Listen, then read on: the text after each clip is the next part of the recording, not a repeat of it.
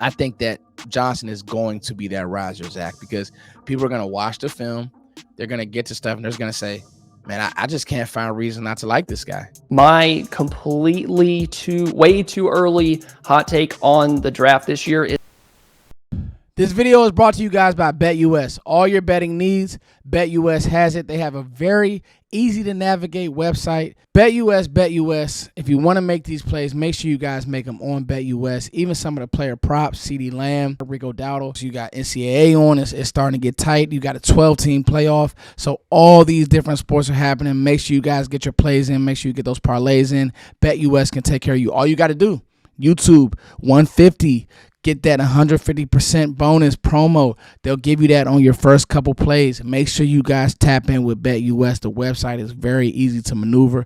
BetUS. A big topic of discussion for the Cowboys all offseason long and pretty much most of the season up to this point has been about their running back room and other teams' running back rooms. We've seen so much talk about Derrick Henry, Saquon, other backs playing extremely well with their teams, while Dallas has Rico Dowdle, Ezekiel Elliott, Deuce Vaughn, Hunter Lipke. They need a playmaker at the position. Now, a lot of people think that Dallas should take somebody that is a game changer, which means draft capital. Now, I'm torn on how much I value the running back position. The question I have for you is, how much value do you put into the running back position? You know, we kind of seen it jostle back and forth with how much teams put into the running back position. So what's your take on that? You know, for me, Zach, I think that we're seeing offense as we know it change back over to maybe not 1950s, 1960s, 1970s,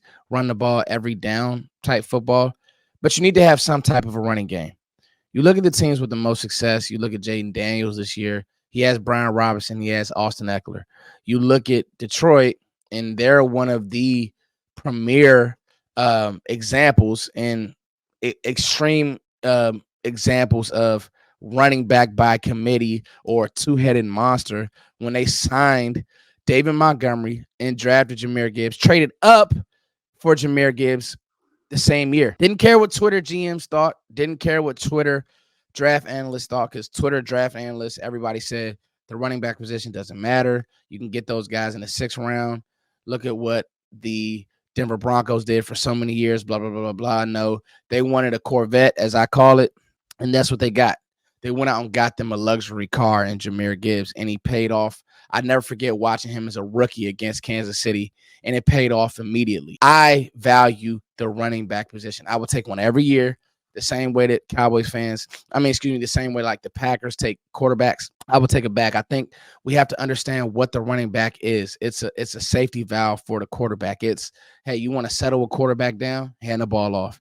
You want to get the quarterback on rhythm, hey, throw a swing to your running back, make somebody miss. We don't have that. Like, Rico Dowdle's nice. He doesn't scare anybody. Hunter Lupke's nice. He doesn't scare anybody. You know, Deuce Vaughn isn't an NFL player. Zeke is washed. Dalvin Cook is washed.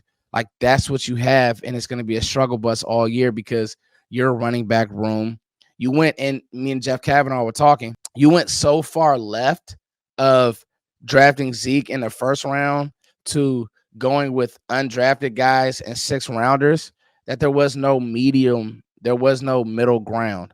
So I think that for me, the value is high. It's been high. I've been on record. I wanted Jahmyr Gibbs actually over Bijan Robinson. That's a fact. I've been that high on him, and that's been documented on this channel. So for me, the running back value and how I value it is very high, Zach. Kind of something we've seen with the Cowboys too, and you mentioned them going with undrafted free agents and stuff this year at the running back position. 2016, they took Ezekiel Elliott. And 2016 was about the time that the running backs don't matter conversation started. Yes. It just feels like they've been kind of behind the curve, because the year that they just completely neglect running back is also the year that Saquon Barkley goes for $16 million to Philadelphia. He's averaging 5.9 yards a carry. Derrick Henry at 30 years old goes for $8 million a year for 2 years. He's having the best running back season in the NFL. Kind of talked about that with Dallas. They're kind of behind the curve. So maybe it is time to take that premier back. And this year, it's Ashton Jeanty. So we're going to list out 5 running back prospects, guys that we consider to kind of be in that top echelon of backs this year. So let's start with Ashton Jeanty from Boise State, 5'9", 215, broken tackle machine, somebody that can get those tough yards, but also create explosive big plays. What do you think about Jeanty and how he might fit in this Cowboys team? Well, everybody's saying with Jeanty, oh, wait till he plays some competition. Oh, he hasn't played anybody. And I challenge people to really go watch his film. I mean, he almost beat Oregon by himself. Go watch the Oregon film. I mean, he was outstanding in that game. He didn't go down on first contact. His line didn't really give him much. Oregon has a really good defense, and he ran all over those guys. One of the more interesting things about Jeanty is him being so low to the ground. It works for him. Great vision. He's going to be a 4.4 guy at the combine. So, like, with his legs and being so choppy, you don't expect guys like that to be that fast, but he is. He can run away from you. He can catch the ball. He breaks tackles. And when I actually get to his all-22, I really show that his line doesn't block well. Like, he's not getting gaping holes. He's not playing behind this dynamic Power 5 line. I mean, it's Boise State. They don't have a bunch of guys going to the league. He's just doing a lot with less, and he's just a special athlete. He's a Florida kid. Reminds me a lot of Travis Hunter. He's just laid back. I mean, he likes to string, likes to do like simple kid stuff.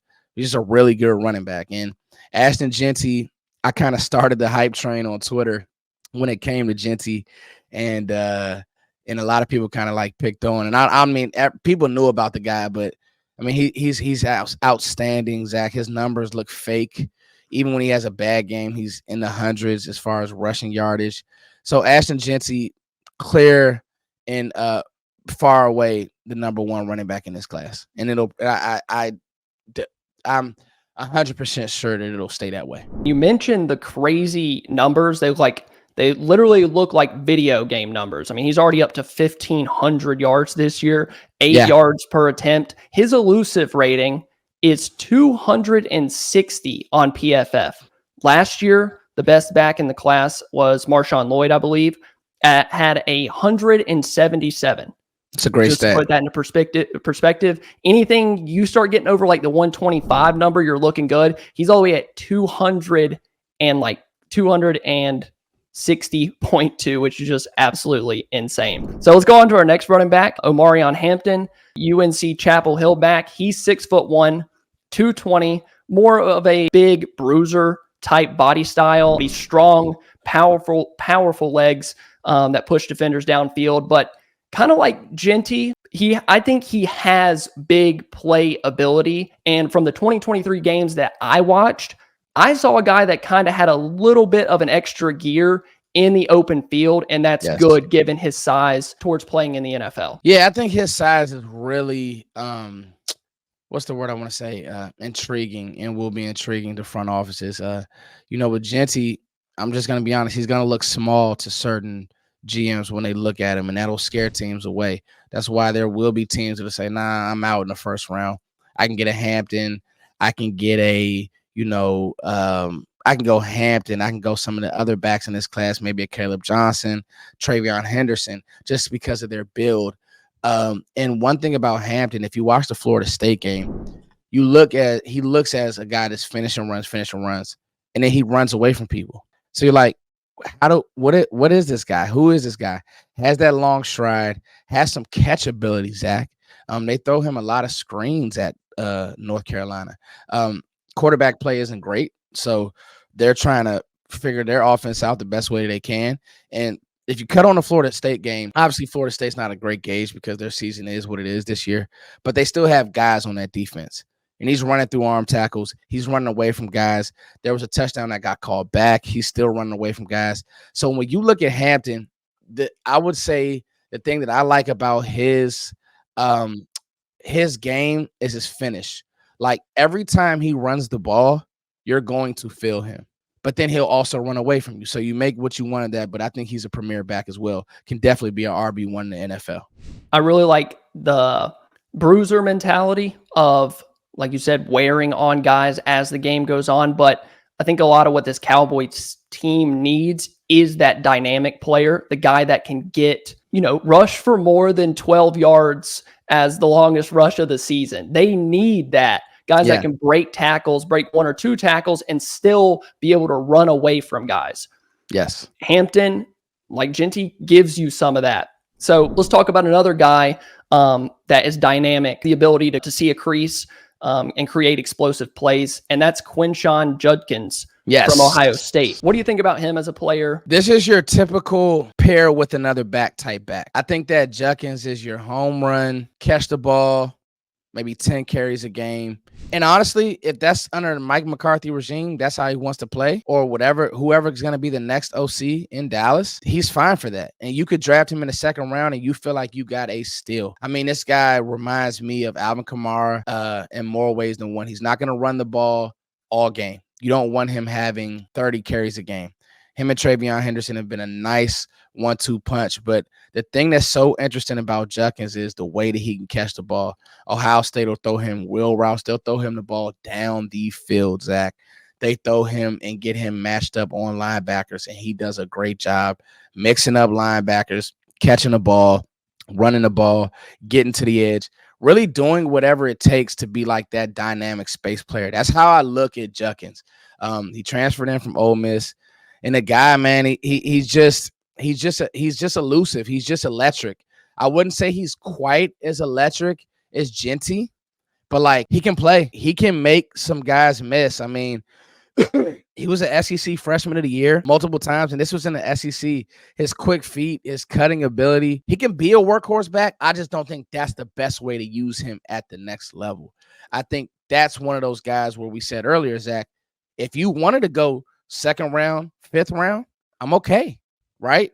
If you wanted 2 types of backs in your scheme to say we're going to cover everything, you can. I don't think that he's a do-it-all back, but I think that if you give him an opportunity and you have the right play caller, he can be special. Judkins can be special. My way too early hot take on the draft this year is Judkins is going to be the Gibbs pick of 2025. He'll be the guy everybody's saying will go, early 2. And then he'll be the guy that shocks everybody just because of that big playability. But let's talk about a guy that I think will also climb up draft boards. And that's Caleb Johnson from Iowa. Yes. I told you earlier when I watched him run, he is a guy that just looks like an NFL running back. The vision, the patience, the body style. He just looks like he's made to play NFL football. And I know that some people have him, just inside the top 100. Others have him, pretty high on their running backs list. What do you think about Caleb Johnson and his fit in Dallas? Caleb Johnson to me is one of those guys that people don't know about right now. Man, you got to watch this guy. He really does it all. He's faster than he looks on film. I can honestly say that he catches the ball, he blocks well, he has amazing contact balance. He really does remind me of Le'Veon Bell because he gets everything that's blocked. And I think that's a lost art in the NFL. There's times when I'm watching Rico run where it's blocked a certain way. He just doesn't know how to get that extra yard. He doesn't know how to use defenders' leverage against him. Rico is not great at that. If there's space and he can make somebody miss, cool. He doesn't have great vision. He's not going to power through somebody consistently. That's not Rico's game. But he has great pop, more like an RB2, right? When you look at Caleb Johnson, he's going to be that riser for me. The same way that you feel about Judkins, I think that Johnson is going to be that riser, Zach, because people are going to watch the film. They're going to get to stuff, and they're going to say, man, I just can't find a reason not to like this guy. And you watch the Wisconsin game, and that's the perfect example. Now, Wisconsin isn't some juggernaut this year. I feel like I've said that about a couple of the teams that these guys have played. But, even the Iowa State game, I watched that game. Throw the ball, run, touchdown. But these are all, he is their offense at Iowa State. At Iowa.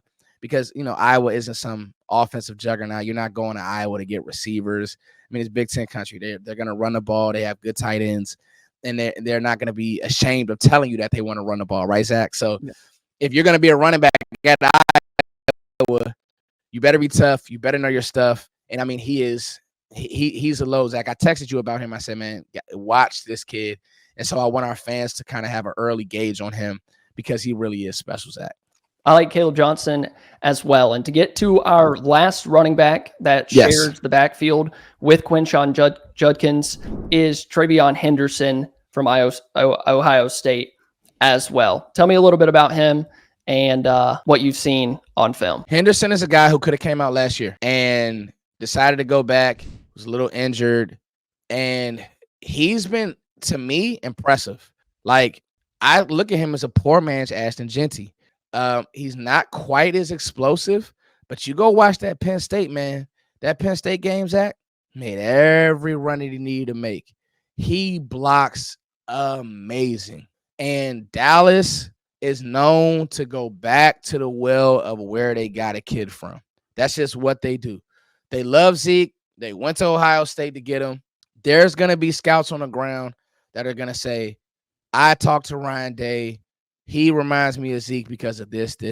And I don't think he is the special player that Zeke was at Ohio State, because Zeke at Ohio State, people forget just how good Zeke was. I mean, he beat Alabama by himself. He was just amazing. Yeah, he was insane. But TreVeyon Henderson is really good, Zach. Like, he went back this year and he helped his stock. I see an early 2, late 1. If somebody wants to be on the same time that we're on, where it's like Jahmyr Gibbs light, Bijan Robinson light. Because and this is what I want to make sure that people understand. These are just 5 names, right? I mean, we could rattle off a bunch of names. Ollie Gordon, Devin Neal, Nick Singleton, Penn State kid, Taj Brooks, the list goes on. These are guys we haven't even gotten to, Zach, and we will throughout the process, because I'm pretty sure you'll let these people know what we got going on. But when you talk about Henderson, all of these guys, they're built a certain way. I mean, TreVeyon Henderson, 210, right? You look at Caleb Johnson, you say he looks like an NFL running back. Zach, you're not lying. He's 225. You see what I'm saying? Like, Omarion Hampton, 220, right? Jeanty, 215. These are big guys. Last year's class, kind of small, Bucky Irving types. And Bucky Irving's actually having a really good year. Yep. But that type. But now you're getting into bruisers, big guys. But they're also really good running backs. As far as skill set with Henderson, man, catches the ball really, really well, runs the ball really, really well. Another guy who gets everything that's blocked. I think if Dallas wants to find a running back, find a guy that could be their difference maker in the backfield, revamp their running back room that they've kind of let slide over the past few years, this is the time to do it. There's so many, there's a bunch of running backs, especially at the top. And like you mentioned, there's a whole bunch of other names that we haven't even gotten to that are, good backs in the 3rd, 4th, and 5th round. So that's our five running backs. Thank you to Foots. Foots is always on top of it with the draft. I mean, he started way before the beginning of this season, before the Cowboys season was completely lost. But for the 2025 draft, me and Foots are working on a draft guide. Now, this guide is going to be your go-to resource for draft day. If you're into fantasy, that'll help too, to know who's the best guy coming out of college, all that stuff. So we're going to have more information on that soon. We're just excited to get it announced, get to working on it, and get it to you guys as soon as possible. So if you enjoyed the video, please leave a like, subscribe to both of our channels, and we'll see you guys next time. Thank you, Zach. Much love to you, brother.